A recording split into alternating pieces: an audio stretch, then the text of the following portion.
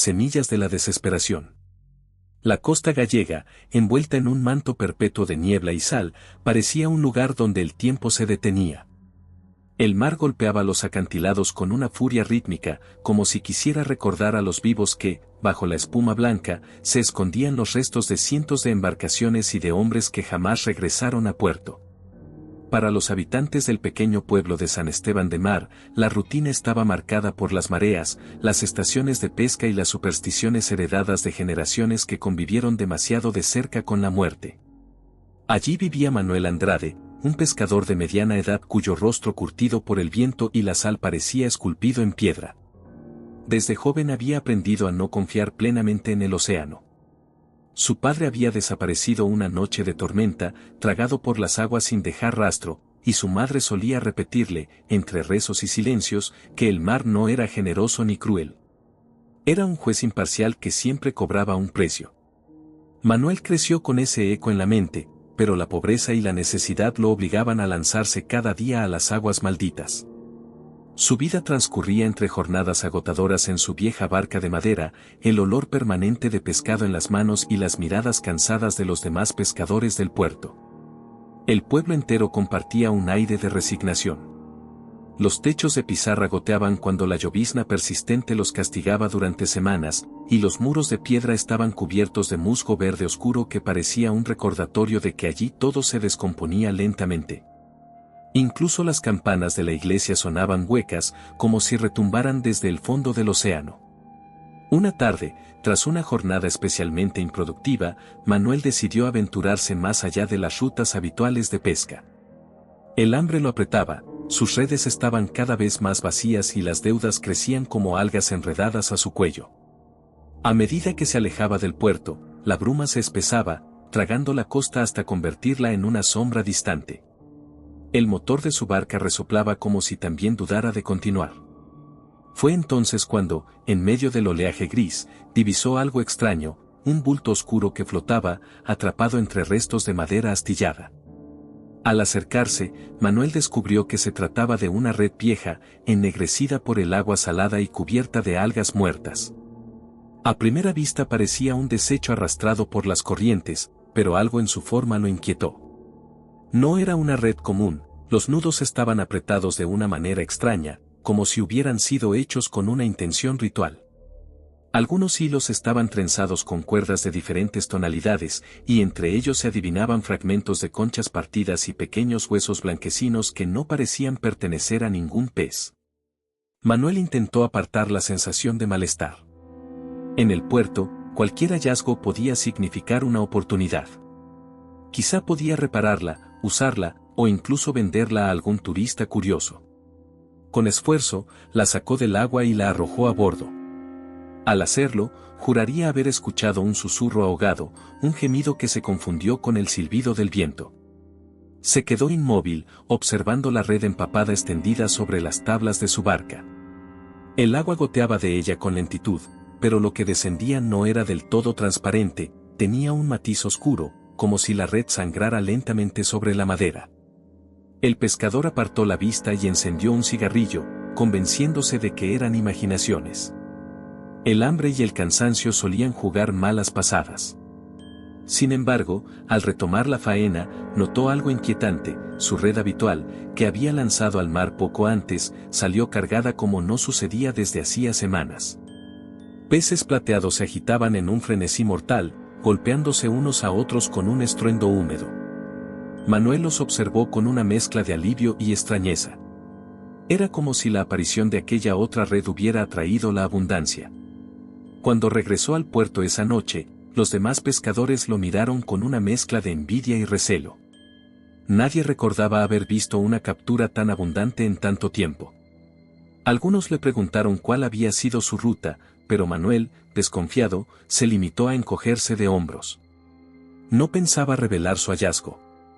En el fondo de su barca, cubierta con un lienzo, la red oscura permanecía oculta, húmeda, como un animal dormido que aguardara el momento de despertar. Esa misma noche, mientras trataba de dormir en su casa de piedra al borde del acantilado, Manuel escuchó algo extraño. Primero fue el sonido del mar, que solía arrullarlo con su vaivén monótono. Pero después, entre los rugidos de las olas, emergieron otros ruidos, golpes secos, como de puños contra madera, susurros arrastrados, como voces que se comunicaban bajo el agua. Se levantó, encendió la lámpara de aceite y miró por la ventana. La marea estaba alta, y la neblina cubría todo como un sudario. Juraría haber visto siluetas moverse entre la bruma, figuras encorvadas que se acercaban lentamente a su puerta. Cuando salió con una linterna, no encontró a nadie. El silencio era absoluto, demasiado absoluto, roto solo por el latido acelerado de su propio corazón. Al volver a la cama, intentó convencerse de que era producto del cansancio. Sin embargo, antes de quedarse dormido, creyó escuchar, muy cerca de su oído, una voz húmeda y quebrada que murmuraba: «La red te ha elegido». Sobresaltado, se incorporó de golpe, empapado en sudor frío. La lámpara aún estaba encendida, y la puerta bien cerrada. No había nadie en la habitación. Pero algo dentro de él sabía que las palabras no habían sido un sueño. Al día siguiente, Manuel llevó la red consigo en la barca. Quería probar su suerte directamente con ella. La lanzó al mar con manos temblorosas y esperó. Apenas unos minutos después, la red comenzó a tensarse con una fuerza descomunal. Al izarla, descubrió no solo peces, sino también algo más, un fragmento de madera tallada, ennegrecida y húmeda, que parecía parte de un ataúd. Entre sus fibras aún quedaban incrustados mechones de cabello largo y oscuro. El estómago se le revolvió. Arrojó el pedazo de madera de vuelta al agua, pero la sensación de haber profanado algo le quedó pegada a la piel. Esa noche, al regresar con otra carga desmesurada de peces, las voces volvieron a atormentarlo en su casa. Esta vez eran más claras, más insistentes, como si las paredes de piedra fueran membranas por donde se filtraban lamentos de ahogados. Y en el puerto, algunos ancianos comenzaron a mirarlo con temor. Uno de ellos, un viejo de barba blanca y mirada perdida, se le acercó y, sin preámbulo, le susurró: «Esa red no es tuya, rapaz. Es de los muertos. Devuélvela antes de que te arrastre con ellos». Manuel no respondió. Pero en lo más profundo de su ser, una semilla de desesperación había sido plantada y ya comenzaba a germinar. Las noches en San Esteban de Mar siempre habían sido frías, húmedas y silenciosas, pero desde que Manuel guardaba la red en su casa, la oscuridad había adquirido un peso insoportable. La madera de las paredes crujía como si respirara, y el murmullo de las olas se confundía con voces que no quería escuchar. Dormía poco, y cuando lo hacía, soñaba con cuerpos enredados entre algas, rostros hinchados por el agua que lo observaban desde el fondo del mar con ojos blancos, acusadores. Al amanecer, los vecinos empezaban a murmurar. Nadie ignoraba que su captura de peces había aumentado de manera inexplicable. Mientras las demás barcas regresaban con las redes casi vacías, Manuel llegaba rebosante de vida marina, como si poseyera un pacto secreto con el océano.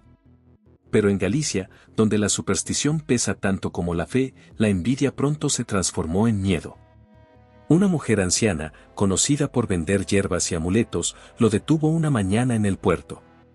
Tenía las manos manchadas de tierra y el cabello blanco cubierto con un pañuelo negro. Lo miró fijamente y dijo: «No es el mar quien te bendice, Manuel. Son los que se quedaron allá abajo.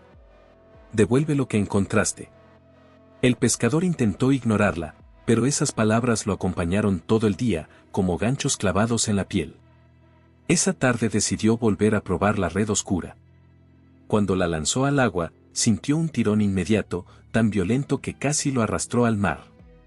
Con gran esfuerzo la recogió, y lo que emergió lo dejó helado. No eran solo peces. Entre ellos apareció un brazo humano, pálido y enredado en algas, que se agitó como si aún tuviera vida. El impacto lo hizo retroceder, cayendo sobre la cubierta de la barca. Parpadeó, y en un instante, el brazo se deshizo en escamas, revelando ser simplemente un pez enorme. El corazón le latía con violencia. Se preguntó si había enloquecido. Pero al mirar de nuevo dentro de la red, vio algo más, una concha rota, dentro de la cual había un diente humano, aún incrustado en encías oscuras. Arrojó todo de vuelta al mar, temblando. El agua se cerró con un chapoteo espeso, como si tragara con placer lo que le habían devuelto. Sin embargo, la abundancia de peces permanecía, y con ella el dinero que tanto necesitaba. El dilema lo corroía, sabía que algo monstruoso estaba creciendo alrededor de esa red, pero cada día la tentación de usarla era más fuerte. Las noches siguientes fueron peores. Manuel comenzó a escuchar pasos dentro de su casa. No eran ruidos del viento ni de la madera, eran pasos firmes, arrastrados, que recorrían los pasillos cuando él estaba en la cama. Una madrugada, armado con una lámpara, se levantó decidido a enfrentar lo que fuera. Al abrir la puerta del pequeño cuarto donde guardaba la red, la luz temblorosa iluminó algo imposible, la red colgaba en el aire por sí sola, suspendida como si estuviera dentro del mar, ondulando suavemente. Como respirando. Retrocedió, paralizado. En los huecos de la malla distinguió rostros deformados, pálidos, con bocas abiertas que intentaban gritar, pero sus voces eran sofocadas por la textura viscosa de los hilos. Una de esas caras se parecía demasiado a la de su padre. El horror lo atravesó como un arpón. Se frotó los ojos, y cuando los abrió, la red volvía a estar inmóvil, enroscada en un rincón, como cualquier objeto inerte. Se derrumbó de rodillas, jadeando. La realidad ya no le ofrecía certezas. Al día siguiente, durante la misa dominical, el párroco habló de los peligros de la avaricia y del mar como castigo divino.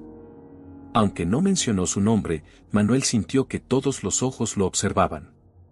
El viejo de barba blanca, aquel que le había advertido antes, se acercó a él al final de la misa y susurró: «Ya es tarde. Una vez que la red te reconoce, no puedes escapar». Manuel quiso gritarle, exigirle explicaciones, pero las palabras se le ahogaron en la garganta. Esa noche, el pescador no pudo más. Decidió deshacerse de la red. Cargó con ella hasta el acantilado más alto, donde las olas golpeaban con furia las piedras. Con todas sus fuerzas, la arrojó al abismo. Cayó en el agua con un estruendo sordo. Creyó haber terminado con la pesadilla. Pero cuando regresó a su casa, empapado por la llovizna, encontró la red doblemente húmeda, extendida sobre su mesa de cocina, como si hubiera estado esperándolo todo el tiempo. El corazón le martillaba en las costillas. Corrió a la puerta para escapar, pero el picaporte estaba frío, cubierto de sal, y al girarlo escuchó un susurro colectivo, como si docenas de gargantas le hablaran desde el fondo del mar. «Ya eres nuestro». El aire de la casa se volvió denso, húmedo, irrespirable. La madera rezumaba agua salada.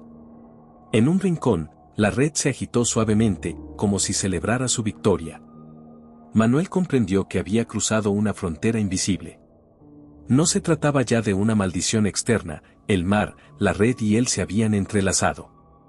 Y cada día que pasara, sería más difícil distinguir dónde terminaba el pescador y dónde comenzaba el abismo. El mar no duerme nunca. Eso lo sabía Manuel desde niño, pero en los últimos días había descubierto algo peor: el mar observa. Lo seguía en cada ola que golpeaba los acantilados, en cada gota que resbalaba por los cristales de su ventana, en cada silencio cargado de humedad que se colaba por las rendijas de su casa. Había empezado a sentir que no era él quien miraba el océano, sino que era el océano quien lo miraba a él. El puerto de San Esteban de Mar se había vuelto hostil. Nadie quería acercarse demasiado a su barca, ni siquiera para ayudarlo a descargar la pesca. Algunos cruzaban la calle cuando lo veían venir, murmurando entre dientes oraciones en gallego. Los más jóvenes se santiguaban disimuladamente. El párroco, en su sermón, había hablado de tentaciones oscuras que emergen del fondo del mar y de hombres que se convierten en portadores de las sombras. Manuel entendía perfectamente a quién se refería. Cada noche, los sueños se volvían más densos, más pegajosos. Ya no eran solo ahogados atrapados en la red, sino también figuras gigantescas, sombras colosales que se agitaban en el fondo del océano. En sus sueños, Manuel flotaba entre esas siluetas imposibles, esqueletos de barcos oxidados que se movían como animales vivos, columnas de agua que se abrían como pulmones que respiraban, y en el centro de todo, un ojo descomunal, redondo y ciego, que se abría lentamente para mirarlo. Ese ojo no parpadeaba, no se cerraba jamás. Y cada vez que lo contemplaba, Manuel sentía que algo dentro de él se fragmentaba. Una madrugada despertó gritando, con las uñas llenas de astillas de madera. Había arañado el suelo de su habitación como si intentara escapar de algo. El sudor le empapaba la ropa, pero también notó que la cama estaba mojada de agua salada, como si hubiera emergido del mar mientras dormía. En la penumbra, la red colgaba de la pared, extendida como un tapiz grotesco. Ya no parecía hecha de cuerda, los hilos eran venas, tendones palpitantes que se tensaban y relajaban al ritmo de un corazón invisible. Manuel se levantó tambaleante, con el pecho ardiendo de angustia. ¿Qué eres?, susurró, aunque sabía que no quería escuchar la respuesta. Y entonces lo oyó. No una voz, sino muchas. Un coro lejano, acuático, que hablaba en un idioma que no era de este mundo, pero que, de alguna forma, él entendía.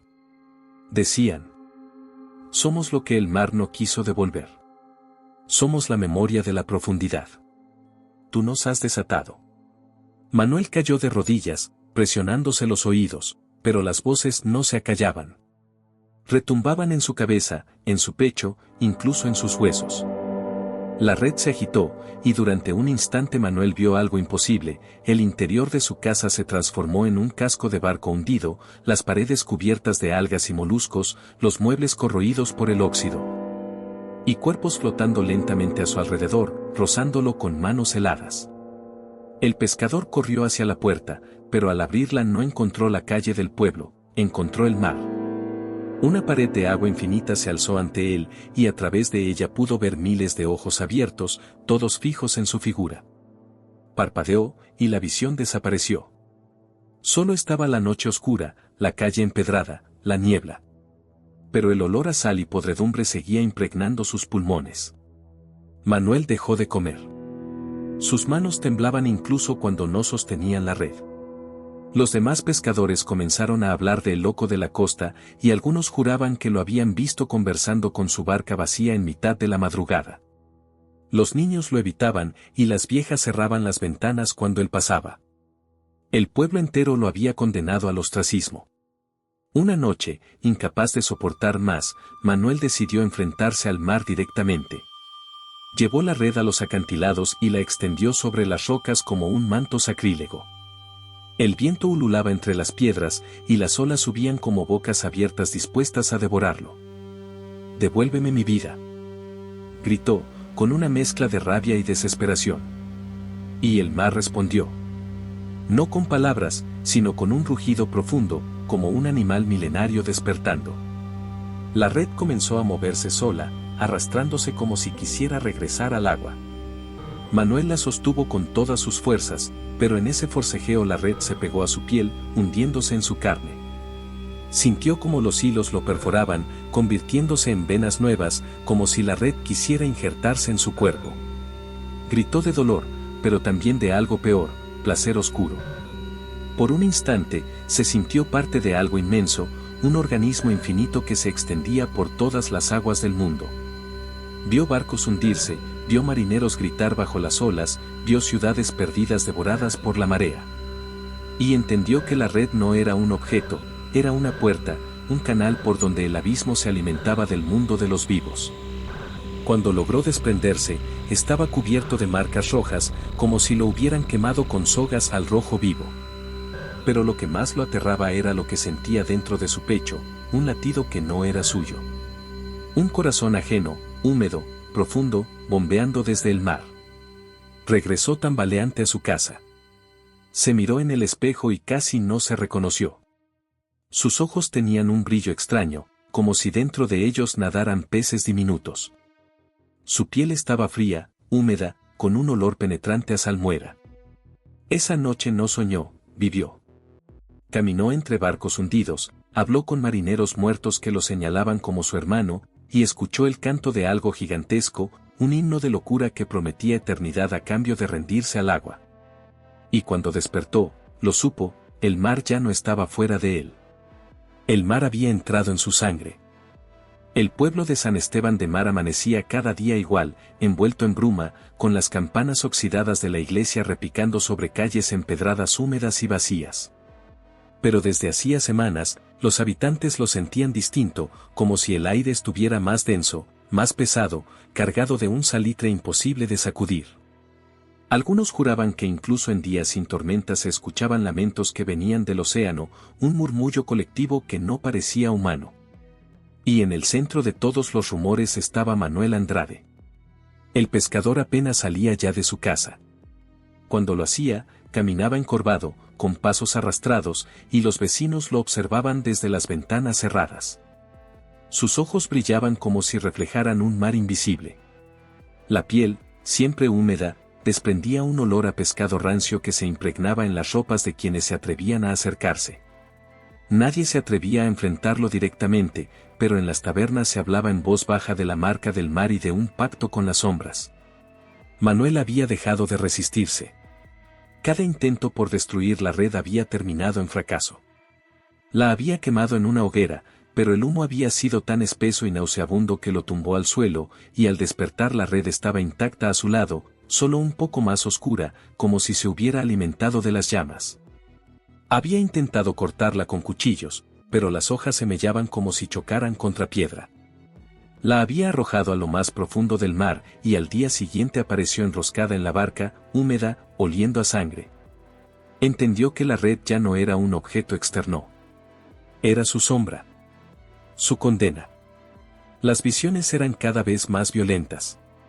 No solo lo acechaban en sueños, sino también en plena vigilia. Caminaba por el puerto y de pronto todo a su alrededor se descomponía, las casas se convertían en cascos de barcos oxidados, la gente en cadáveres hinchados que lo señalaban con dedos huesudos. El suelo se volvía blando, como arena movediza cubierta por algas. Y aunque parpadeara, aunque se sacudiera la cabeza, las imágenes tardaban en desvanecerse, dejando tras de sí un rastro pegajoso de desesperación. Una noche, cuando la niebla cubría por completo las calles, Manuel escuchó golpes en su puerta. Pensó que era otra alucinación, pero los golpes se repitieron, fuertes, insistentes. Con el corazón desbocado, abrió. En el umbral estaba el viejo de barba blanca, el mismo que lo había advertido desde el principio. Sus ojos brillaban de miedo, pero también de compasión. «Hijo», dijo con voz temblorosa, «lo que llevas contigo no es nuevo. Esa red, la conocí cuando era niño. Mi padre me habló de ella, y su padre antes que él. Siempre vuelve. Siempre elige a uno». Manuel lo miró en silencio. El viejo continuó. «No hay salvación. Lo único que puedes hacer es contenerla. Aceptar que será su cárcel. Si intentas liberarla, arrastrará al pueblo entero». Manuel bajó la mirada hacia sus manos. Estaban marcadas por cicatrices rojas, como si las cuerdas de la red se hubieran incrustado en su piel. «Ya soy su cárcel», pensó. Pero el viejo se equivocaba en algo, no era solo una prisión. Era un canal. Cada día, Manuel sentía más claramente que la frontera entre él y el mar se desvanecía. El agua corría por sus venas, y los susurros lo llamaban hermano. Poco después, los pescadores empezaron a desaparecer. Primero fue un joven que salió solo en su barca y nunca regresó. Luego, 2 hermanos cuyos cuerpos nunca flotaron a la superficie. Cada desaparición coincidía con noches en las que Manuel no podía dormir, noches en las que la red se agitaba sola, palpitante, y él sentía que su propio corazón latía al mismo ritmo. El pueblo comenzó a sospechar, pero nadie tenía el valor de enfrentarlo directamente. Los niños eran encerrados antes del anochecer, y las madres rezaban con rosarios apretados en las manos. Se decía que la desgracia había vuelto. Algunos hablaban de abandonar San Esteban de Mar, pero otros sabían que el mar no permite huidas, quien huye de él, siempre regresa en forma de cadáver. Manuel, consumido por el peso de lo inevitable, empezó a escribir en un cuaderno viejo, con letras torcidas y húmedas, como si la tinta se mezclara con agua salada. Describía lo que veía, lo que soñaba, ciudades sumergidas, criaturas con cuerpos humanos y rostros de pez, templos oscuros en el fondo del océano, y el gran ojo que lo observaba desde la negrura. Cada palabra escrita era un intento de preservar su cordura, pero también una confesión, sabía que el mar lo había reclamado, y que pronto lo reclamaría por completo. Una madrugada, Al abrir los ojos, encontró la red extendida sobre su cuerpo como un sudario. No se había movido durante el sueño, la red lo había envuelto sola, apretándose contra su piel. Sintió como los hilos penetraban lentamente, como agujas, como raíces buscando carne. No gritó. No se resistió. Comprendió que ya no había diferencia entre luchar y rendirse. Al levantarse, se miró al espejo y vio que sus pupilas ya no eran redondas, sino alargadas, como las de un pez. El rostro que lo observaba no era del todo humano. Esa mañana no salió al mar. Ni siquiera salió de casa. Pero en el puerto, los pescadores vieron algo imposible: la barca de Manuel, vacía, flotaba mar adentro, con la red extendida por sí sola sobre el agua. Desde la distancia, juraban que en la malla se agitaban rostros humanos, gritando en silencio, mientras la barca desaparecía en la niebla. San Esteban de Mar nunca volvió a ser igual. Las desapariciones continuaron. Los pescadores decían que, en noches sin luna, podían ver la figura de Manuel de pie sobre los acantilados, con la red sobre los hombros como un manto, mirando al pueblo con ojos que ya no eran de este mundo. Las cicatrices que había dejado no eran solo en su cuerpo, sino en la memoria de todos. Nadie se atrevía a pronunciar su nombre, pero todos sabían que el mar lo había reclamado. Y que algún día, la red volvería a elegir a otro. El tiempo en San Esteban de Mar nunca volvió a ser el mismo después de la desaparición de Manuel Andrade. Para los forasteros, el pueblo seguía siendo un punto perdido en la costa gallega, otro rincón olvidado donde la vida giraba en torno a la pesca y al clima caprichoso del Atlántico. Pero para quienes habitaban allí, la realidad se había quebrado. El mar ya no era simplemente el mar.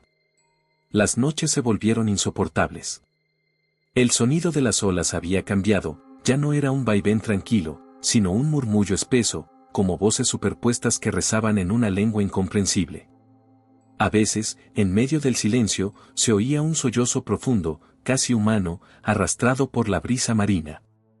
Otras veces, un grito ahogado retumbaba en las paredes de las casas, como si alguien se hundiera justo bajo sus cimientos.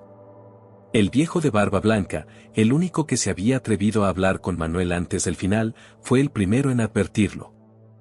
La red no desapareció con él. Solo cambió de dueño. Nadie quiso escucharlo. Pero al cabo de unos meses, los rumores se confirmaron. Una niña que jugaba en la playa encontró entre las rocas un pedazo de cuerda húmeda, negra, imposible de romper. Cuando la llevó a su madre, el hilo se deshizo entre sus manos en una baba oscura que olía a podredumbre.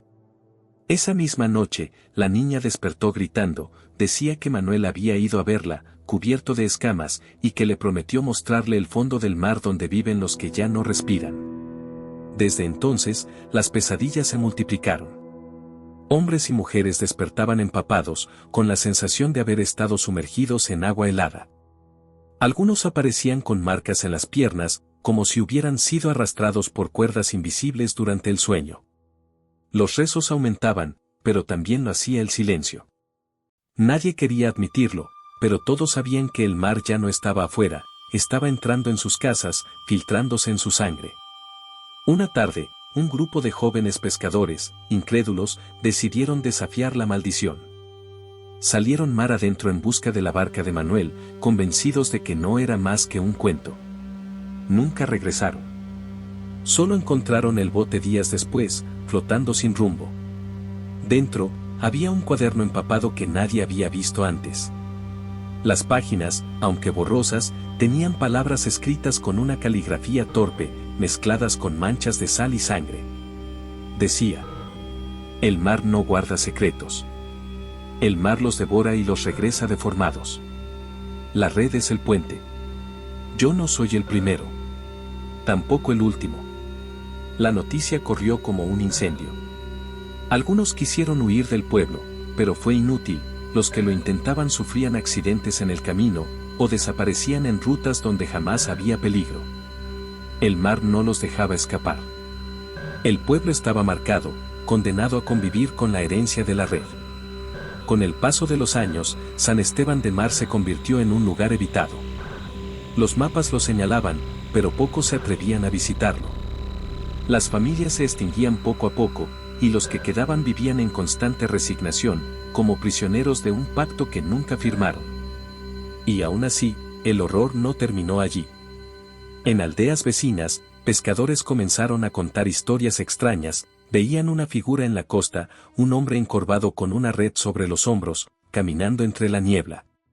Otros decían que en noches de luna nueva, el mar brillaba con un resplandor verdoso y que, bajo las olas, se podían distinguir cientos de rostros que abrían la boca sin emitir sonido, como pidiendo auxilio. Los eruditos y viajeros que alguna vez escucharon esas historias intentaron buscar explicaciones. Algunos hablaron de alucinaciones colectivas causadas por el aislamiento. Otros, de viejas leyendas celtas sobre dioses marinos olvidados. Pero nada explicaba por qué, a veces, cuerpos de marineros de lugares lejanos aparecían varados en la playa de San Esteban, enredados en mallas negras que no parecían de este mundo. Un anciano, en susurros, lo resumió todo con una frase que se transmitió como un suspiro maldito. La red no pertenece al hombre. Pertenece al mar. Y el mar nunca devuelve lo que toma. Con el tiempo, se volvió casi imposible diferenciar la superstición de la realidad.